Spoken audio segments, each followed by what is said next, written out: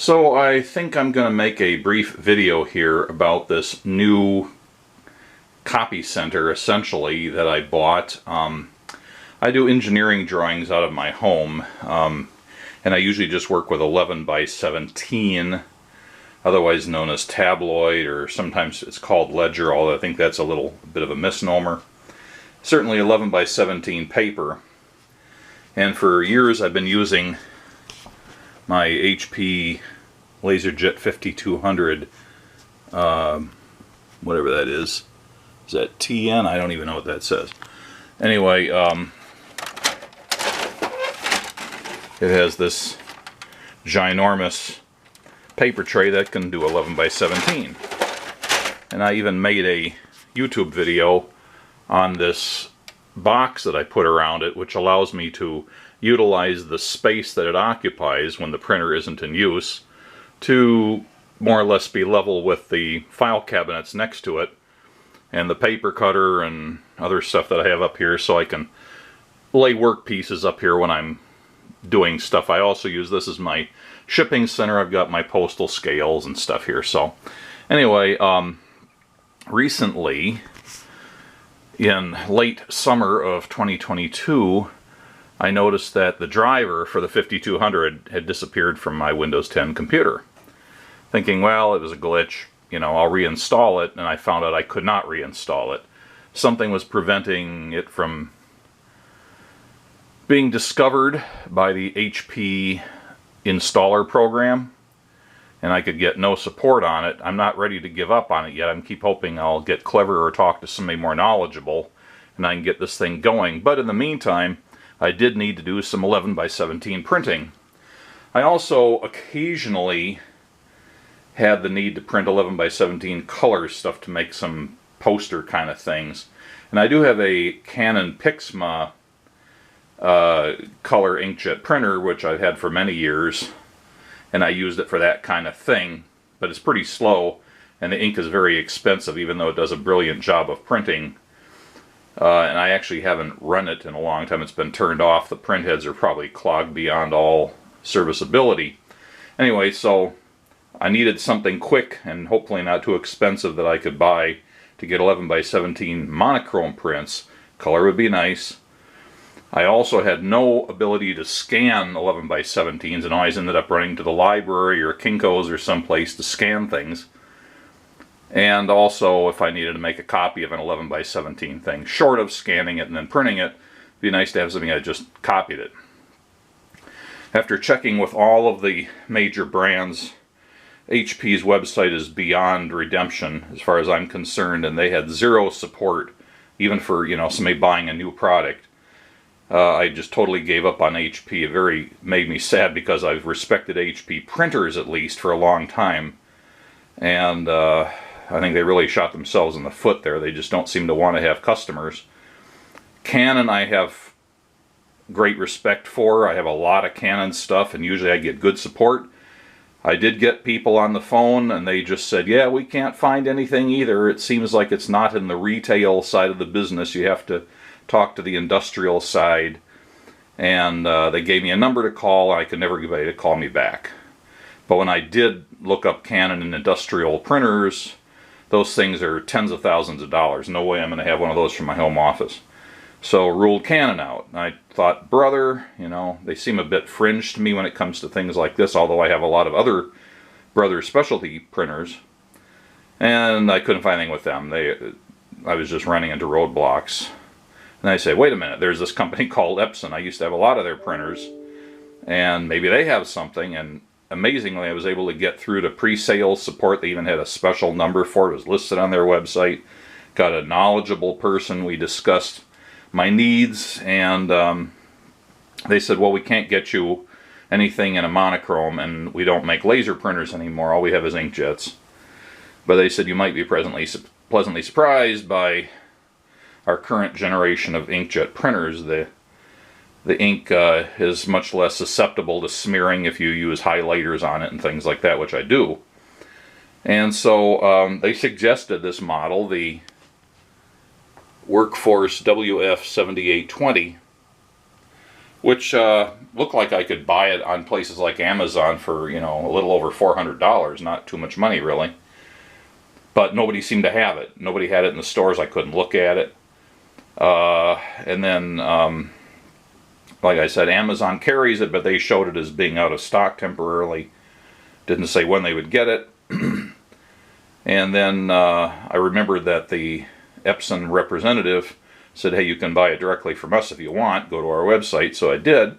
And they had it on some sort of a special pricing. So it was $2.99 and the shipping was free. So pretty small risk. And I just want to give an overview of this machine. Unlike my 5200, which carries its paper tray, it's a long, deep paper tray towards the back, so the front of the printer can be right up like this, and then the back end sticks way out. I don't know if I can get a picture. You can see it way down there, right up against the wall. I can't get it any closer to the wall. The Epson, on the other hand, has the rear of the printer up against the wall, and the paper tray sticks out to the front, although really only maybe a 1/4 inch more than the HP does. It's in the same ballpark. This is a very tight corridor I have to squeeze through here, so if it was any deeper at all, I'd be banging into it, but luckily not everybody's going to have that problem. Anyway, so I'm not going to go into every detail of this, but so the paper tray pulls out, and it has this nice color LCD that gives you all sorts of useful information. And this can be configured for whatever size paper you want. There's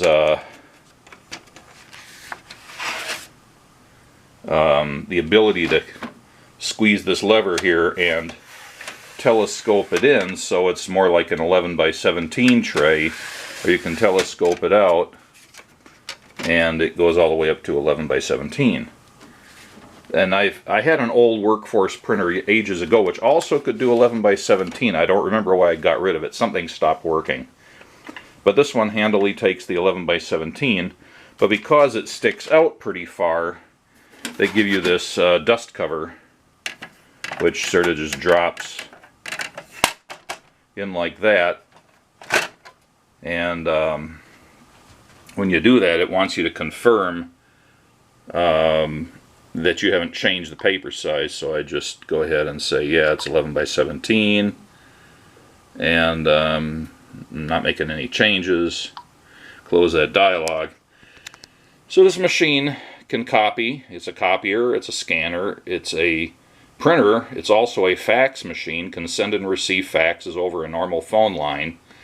I'm not using it that way, but I could.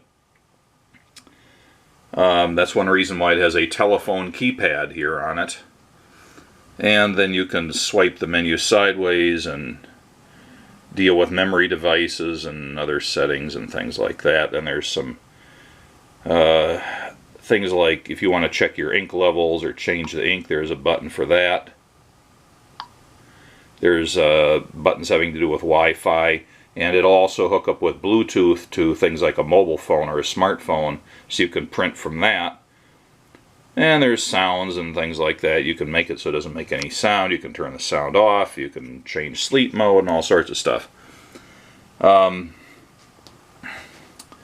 Now, one of the things I don't like about this is that in order to use the rear paper tray, in other words, for anything that isn't in here, if I wanted to just print some 11x17 and didn't want to reconfigure this whole thing, you can use the rear tray.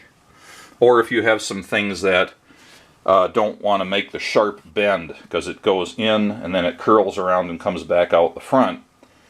If you have some stock that doesn't fit that way, you can use the rear feeder, and it's more of a straight through paper path. Unfortunately, because of this arrangement and my arrangement here, I can't actually do it because this is the rear paper tray and it's right up against the wall. So for that, at least the printer isn't too heavy, and I can pick it up and scooch it forward, and then I can push the rear back, and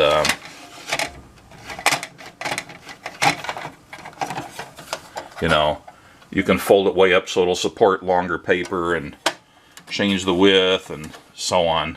That's all doable if you can find the space to open that up.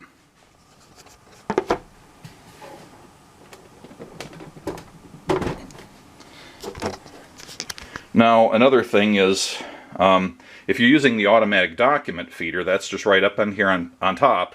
And if you're using longer paper, like 11 by 17, they've got this little flip-out support to help hold it up so it's not flopping off the back.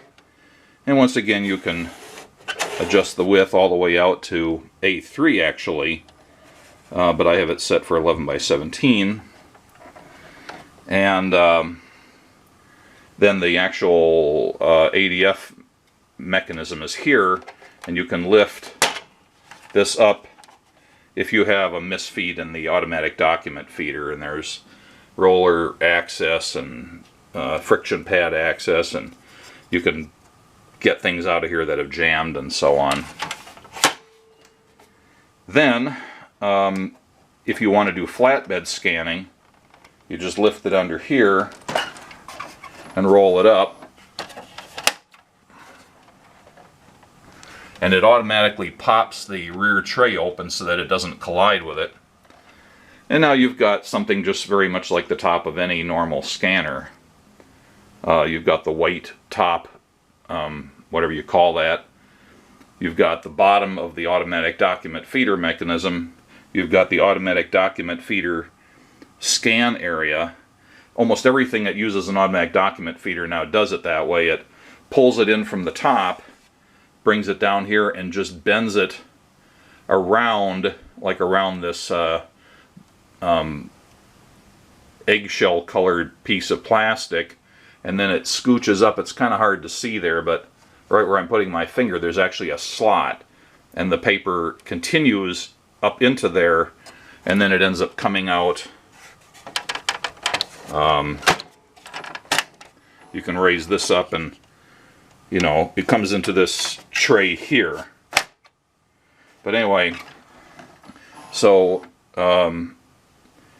if you're normal, this ramp here is what helps push the paper back up into this slot. Otherwise, it would come underneath here on top of this this glass window. But if you're just laying things on the flatbed, this is your area here that can handle 11 by 17 max. Even though the paper can print bigger, its flatbed scanning capacity is limited to 11 by 17. And it's a pretty simple mechanism, but so far it seems to work well. So I close that. Now the other thing that can be accessed, and you have to find the button for it, like here, it's one level down to raise up, and now you've got access to the inside of the printer. So it's kind of like a normal inkjet printer in there. It's got the carriage, it has the 4 cartridges. I'm not going to try to open it now because it's docked under here, and I don't want to put it into ink cartridge changing mode. And they also, inkjet printers for a long time have used a, I don't know what you call it, like a, what do they call it, a service station or a maintenance station or something like that, which is basically a sponge.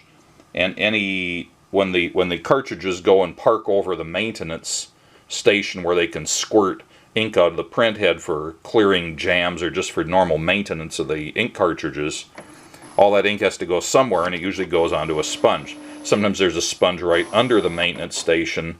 Other times it ends up going through a sort of a drain hose and out the back somewhere where there's a sponge where you'd never see it. And a lot of printers, from what I hear, is once that thing gets full, something senses it, and then it just locks the printer out and says, okay, end of life of printer, buy new printer. On here, they've moved that station up to the front, and you can pull it out of here. I'm not going to do it now, but it kind of slides out and then up. And this is the, I believe, the sponge. I don't know how the ink gets up there. There must be some sort of transport arrangement that gets it up there from over here where it apparently does its maintenance. I'm guessing there's some sort of tube or something. Maybe it wicks up there, I don't know. Anyway, so that's all of that stuff. And then below that, of course, is the the paper tray, both the discharge and the feed paper tray. I've already shown the feed paper tray, but above that, but below where the print engine is the exit paper tray, which telescopes out like that. And it's enough to hold an 11 by 17, and then you can just push it back in. Now the cool thing about that is it's motorized, so if you have it retracted like that and then print something that's 11 by 17, the printer will know that the tray is retracted, and it has a motor that extends it out automatically all the way out as required for the paper size you're printing. But it doesn't retract it when you're done. You have to push it back in if you don't want it out. Another thing that's adjustable on here is the control panel, which has this nice position it likes to stay in. This is as high as it goes. But then it also folds all the way up flat like that, which might be usable in some situations. Otherwise, I think you're really supposed to, you know, have it up mostly. It's on a hinge, but it's a very stiff hinge, so I haven't had any problems with it sagging during use. Around the back is a USB port and an Ethernet port, and on the front is a USB port for putting in a memory stick. The one on the back is intended for a cable going to a computer if you're going to use this as a USB printer or scanner. But I have this one hooked up by Wi-Fi, which it also does. So it's pretty capable in that regards. Ethernet, USB, Wi-Fi, Bluetooth, all those different communication modes. Okay, I have a couple of engineering drawings that I did in AutoCAD that I've created PDFs from. And I'm going to print the first two pages. The first one's monochrome, the second one's color. And I've got it set up for printing just the first two pages of the document, and printing to this particular printer, and printing 11 by 17, and not doing double-sided. Actually, supposedly is double-sided, but I've never put it to the test. I know it'll scan double-sided. No, I'm sorry, I have seen it print double-sided, come to think of it. Yeah, it has the ability, like so many machines do, to print or scan one side and then eject it almost entirely, but then at the last minute pull it back in and run it through some mechanism that flips it over on its back and then scans or prints the other side. So it does do double-sided. I forgot that I'd tried that when I first got it. So I'm going to not bore you with what I'm doing on the screen here.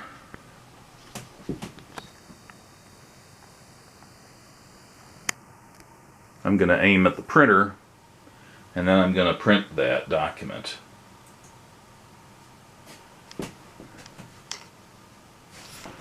And you can see the data light came on, the tray is coming out.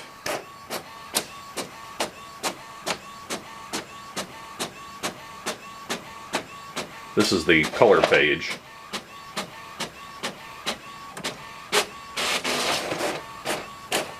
So you can see approximately the speed it prints. It's faster with the monochrome.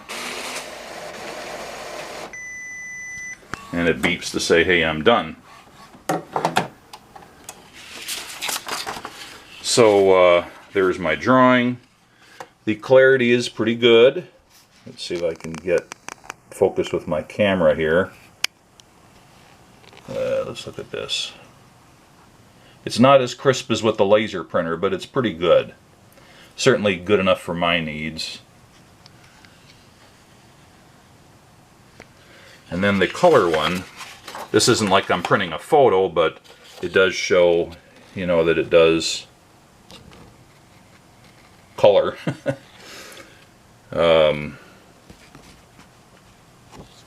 Anyway, so that works pretty well. Now I'm going to push this tray back in, and I'm going to scan this, or not scan it, I'm going to copy it.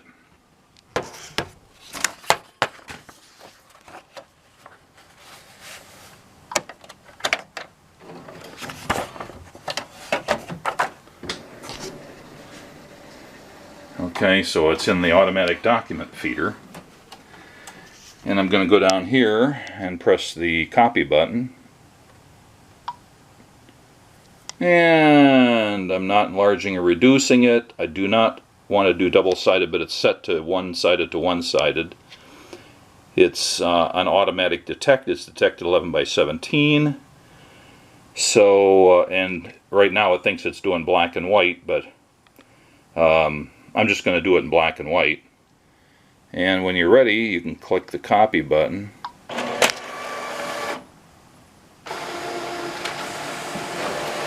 And you can see it comes out into the lower tray. This tray automatically extends.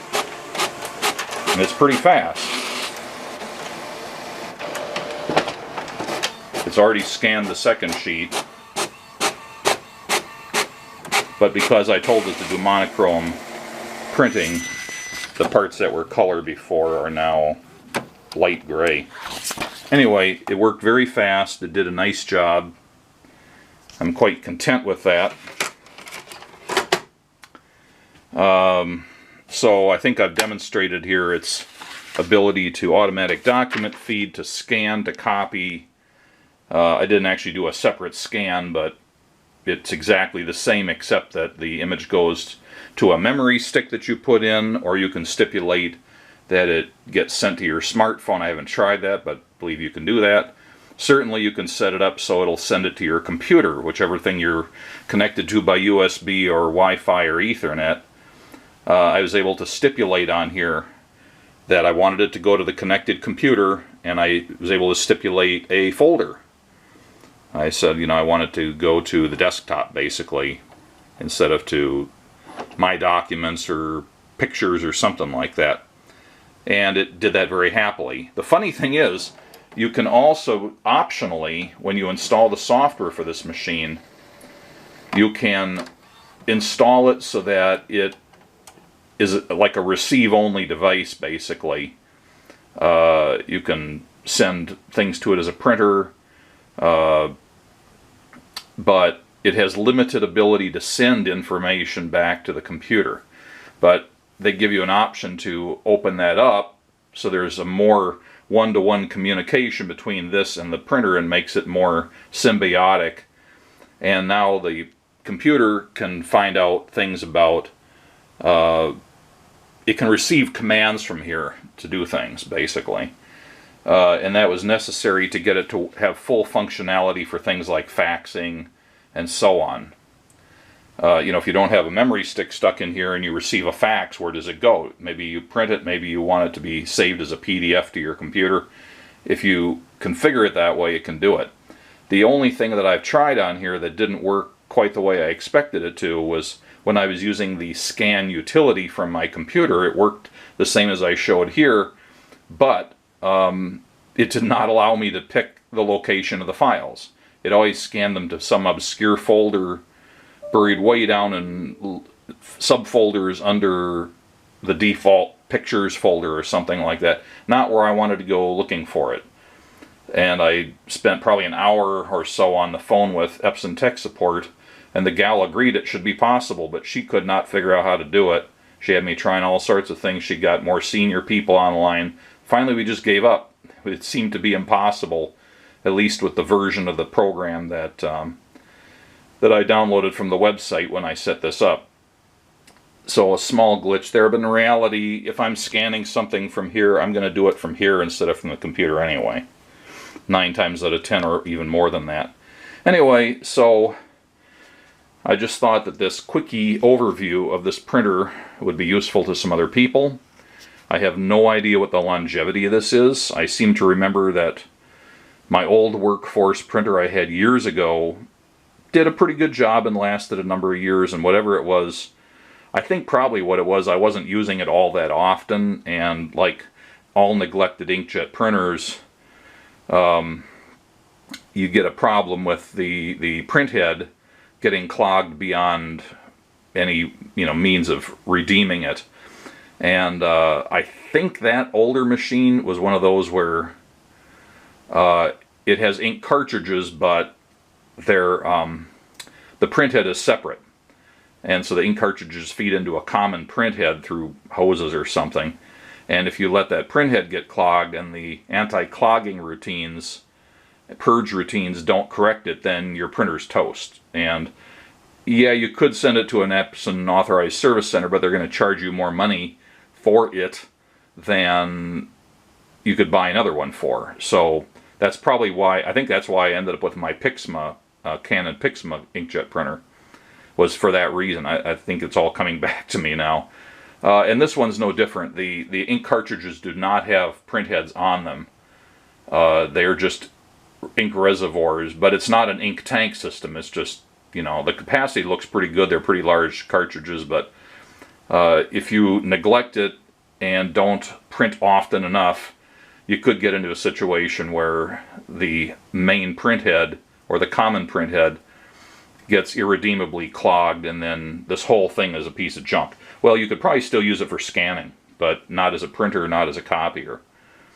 And that's one reason I'm thinking, well, you know, if this ever goes sour, and maybe I get this one, figure out how to get this guy working again, I'm keeping it because I might just use this as a scanner and use the other one as a printer. Anyway, I'm hoping that I can discipline myself to print something every week or so on, which is their recommendation. If you print at least once a week in color, then you shouldn't have an issue with the heads. So I've set up a reminder in Outlook to hit me once a week, and I've got an image already set up, a PDF on my desktop. I can just click it and say print, and it'll do it. Of course, it uses ink, and I may not be using this as a printer for, you know, weeks at a time, depending on what jobs I'm doing. And meanwhile, I'm burning through ink because I have to print, you know, weekly print sessions just to keep the thing healthy. That's always a problem with inkjet printers, and it's the main reason why I mostly just use laser printers these days. But I think in my situation, this is a good compromise. It costs me fairly little money. It seems to be working very well for all the things I need it to do. So at the moment, I'm a happy camper. I hope you found this to be interesting.